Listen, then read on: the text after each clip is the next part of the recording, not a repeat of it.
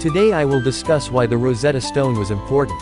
For centuries, scholars puzzled over the hieroglyphs they found carved onto ancient Egyptian ruins, tablets, and papyri. But a unique discovery would finally help unlock their meaning. In 1799, as the French military invaded Egypt, an officer encountered a curious stone on the outskirts of Rashid, or Rosetta. It was inscribed with 3 different portions of text. Egyptian hieroglyphs, which is the oldest Egyptian script, dating back some 5,000 years.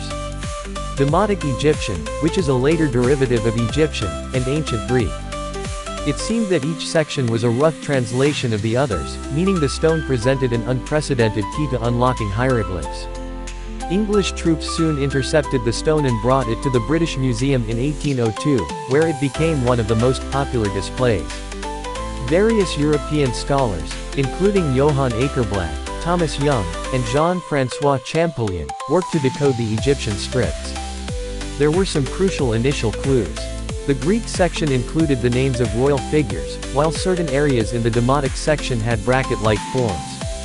And some hieroglyphic sections were encircled. Could these portions encode the same royal names? Akerblad matched some characters up and, in 1802, successfully decoded the royal names and some simple words, like, much, and, temples, in the Demotic script. This led Akerblad to believe that all Demotic signs were alphabetic, meaning each letter represented a discrete sound, much like in English. Thomas Young, in contrast, suspected that some of the Demotic signs were logograms, that is, symbols encoding entire words or phrases. For example, he believed a sun disk with a stroke indicated the sun or sun god. Around 1814, he deciphered some recurring Demotic words like Pharaoh and Egypt.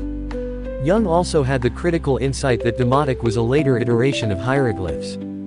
And, studying the hieroglyphic text, Young successfully decoded the royal name, Ptolemy.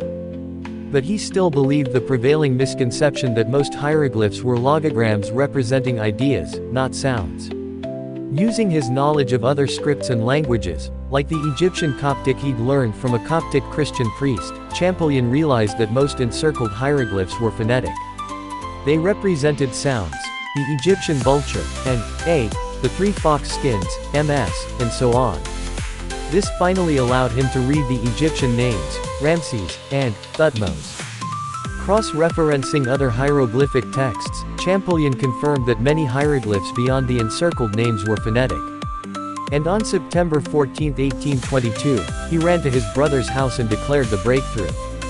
Later, Champollion determined that beyond alphabetic and logographic hieroglyphs, some were classifiers that sorted words into categories, like occupations, plants, and abstract concepts.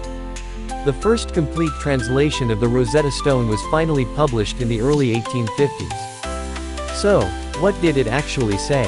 The inscription was marked 196 BCE. It honored the first anniversary of 13-year-old Pharaoh Ptolemy V's coronation and outlined a series of benefits for the Egyptian priesthood. The inscriptions described laws for maintaining temples and performing rituals, like the burial of sacred animals. At the time, Egypt was a multicultural society. 2 main languages were spoken: Ancient Greek, brought by Egypt's conquerors, and Demotic Egyptian, the native language. Hieroglyphs represented Middle Egyptian, a language that was already antiquated but may have been included to convey a sense of authority. The decree was copied onto many stones and erected in temples. However, as regimes shifted, edifices were deconstructed and reconstructed. Some scholars think the Rosetta Stone was originally placed in a temple in Say. It's unclear how it ended up 80 kilometers away, but it may have been transported up the Nile after the late 15th century. Once deciphered, hieroglyphs helped overturn misconceptions. Subterranean chambers within Egyptian pyramids were once thought to be secret sites of priestly initiation and study. But it was finally confirmed that pyramids were tombs housing sacred preparations for the afterlife. Soon, entire texts could be translated that showcased the complexity of ancient Egyptian religious compositions. Experts are still decoding new hieroglyphs as they arise and entangling instances of tricky grammar and wordplay. The Rosetta Stone helped illuminate one of the world's oldest written languages and the vibrant history it emerged from. And yet, the pillaged artifact remains far from its provenance today.